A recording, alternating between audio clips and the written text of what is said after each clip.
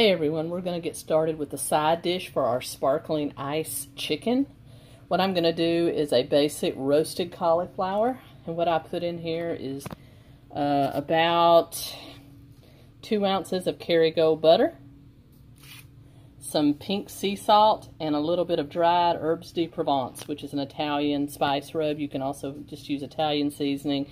You can do oregano, basil, whatever you want. That's all. It's very simple. What I'm going to do is stick this in the oven at 375 for about 20 minutes until this softens up, and it's just going to be a nice base for the sparkling ice chicken.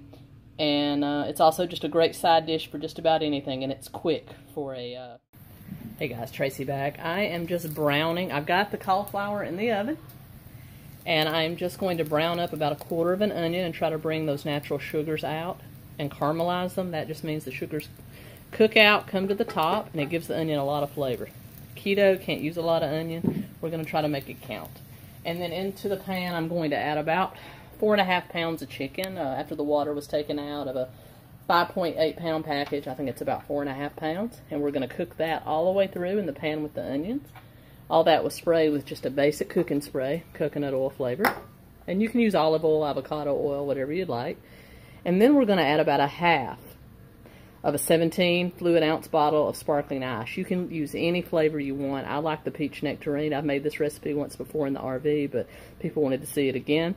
This is one of the better no-calorie drinks you can get. They come in just a variety of flavors, and you could do the same recipe with just about any of the flavors.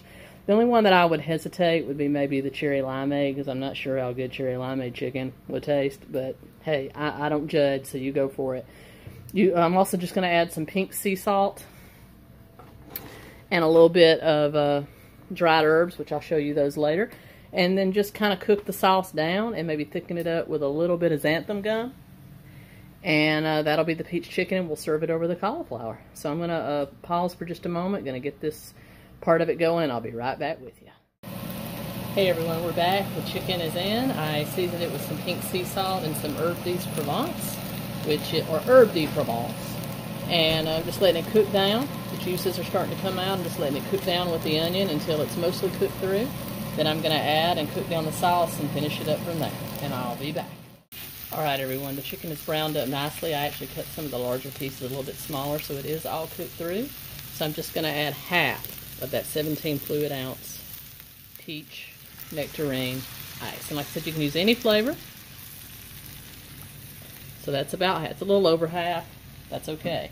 And what we're going to do is just let this cook down with the juices of the chicken. And I'm going to thicken it up at the end with just, you want it almost syrupy, so I'm going to let it cook down as far as it will. And if it needs thickening, I'll add just a little bit of Xanthem Gum and finish it up. And then we'll serve it over that broccoli. Alright. I'll be right back with you. Alright everyone, here's the chicken almost done. It's almost completely cooked down. I did add 1 teaspoon of Xanthem Gum just to hurry it on its way because it's been a long day. But as you can see, that's a very syrupy consistency, and that's what you want. And you don't have to serve this with roasted cauliflower. You can rice the cauliflower, mash the cauliflower.